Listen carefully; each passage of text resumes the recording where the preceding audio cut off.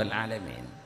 മനസ്സുകളോട് സംവദിക്കുകയാണ് നബിതങ്ങളുടെ മൂത്താപ്പയുടെ മകൻ അബ്ബാസ് എന്നവരുടെ മകൻ അബ്ദുല്ലാഹി ഇബ്നു അബ്ബാസ് റളിയല്ലാഹു അൻഹുമയെ അല്ലാഹുവിന്റെ ഹബീബ് കടന്നു പോകുന്നു.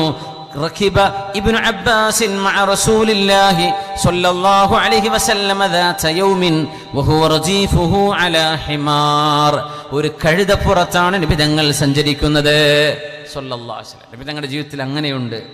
നബിതങ്ങൾ ബുറാഖ് കയറിയത് മാത്രം പഠിച്ചിട്ട് അത് മാത്രം ന്യായീകരിക്കാൻ നിൽക്കുമ്പോൾ ഇതും കൂടെ ഒന്ന് ആലോചിക്കണം. നബിതങ്ങൾ ഹിമാറിന്റെ പുറത്ത്, ബഗലത്തിന്റെ പുറത്ത്, ജമലിന്റെ പുറത്ത് നബിതങ്ങൾ യാത്ര ചെയ്തിട്ടുണ്ട് സ്വല്ലല്ലാഹു അലൈഹി വസല്ലം.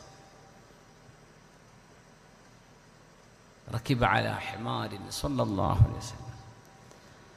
വല്ലാഹി ഇന്നി ലഅത്ഖാകും ലില്ലാഹ്, നിങ്ങളിൽ അല്ലാഹുവിനെ ഏറ്റവും ഭയപ്പെടുന്നത് ഞാനാണ്. വല്ലാഹി ലഅഖ്ശാകും ലില്ലാഹ്, അല്ലാഹുവിനെ സൂക്ഷ്മതയോടെ കാണുന്നതും എന്നെപ്പോലെ മറ്റൊരാൾക്കും കഴിയില്ലെന്ന് പറഞ്ഞ അഷ്റഫുൽ ഖൽഖ് സ്വല്ലല്ലാഹു അലൈഹി വസല്ലം തങ്ങൾ സാധാരണക്കാരൻ സഞ്ചരിക്കുന്ന ഒരു കഴുതപ്പുറത്ത് സഞ്ചരിച്ചു സ്വല്ലല്ലാഹു അലൈഹി വസല്ലം. കൂടെയുള്ളത് ആരാണ്? ബാക്ക് സീറ്റിൽ ഇരിക്കുന്നു ഇബ്നു അബ്ബാസ് റളിയല്ലാഹു അൻഹു. രണ്ടുപേരിങ്ങനെ പോവാണ്. ഇപ്പൊ യാത്രയിൽ സംസാരിക്കാൻ എളുപ്പമാണ്. നിങ്ങൾ നിങ്ങളുടെ സ്വന്തം ഭാര്യയോട്, നാട്ടിൽ തന്നെ താമസിക്കുന്ന ആളുകളാണെങ്കിൽ തന്നെയും ചിലപ്പോൾ മാസങ്ങളായിട്ടുണ്ടാകും ഒരു 5 മിനിറ്റ് തുടർച്ചയായി ഒരു കാര്യമായൊരു വർത്തമാനം രണ്ടുപേരും ശ്രദ്ധിച്ചും മറുപടി പറഞ്ഞും സംസാരിച്ചിട്ട് എന്തൊക്കെയോ പറയണ്ട, പോണ പോക്കിൽ പറയും, അവിടെ നിന്ന് ഇങ്ങോട്ട് മറുപടി കൂക്കി വിളിക്കും, ഇവിടെ നിന്ന് അങ്ങോട്ട് ചോദ്യം കൂക്കി വിളിക്കും.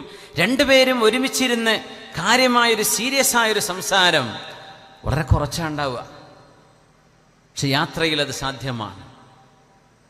യാത്ര ചെയ്യുമ്പോൾ തൊട്ടടുത്ത സീറ്റിലിരിക്കുകയാണ്, ട്രെയിനിലാണ്, ബസ്സിലാണ്, അല്ലെങ്കിൽ കാറിലാണ്, നമുക്ക് സംസാരിക്കാൻ പറ്റും. ഇറങ്ങി ഓടൂലല്ലോ, കൂടെ ഇരിക്കുകയല്ലേ, ഇരുന്ന് കേൾക്കും. അങ്ങനെയാണ്. ഇപ്പോൾ വാതൊന്നും ഇപ്പോൾ വീട്ടിൽ വെച്ചാൽ ആരും കേൾക്കൂല. യാത്രയിൽ പോകുന്നത് വണ്ടിയിൽ ഓൺ ചെയ്തു, ഇറങ്ങി ഓടാൻ വയ്യല്ലോ, ഇരുന്ന് കേൾക്കാൻ എന്ത് ചെയ്യാൻ പറ്റും?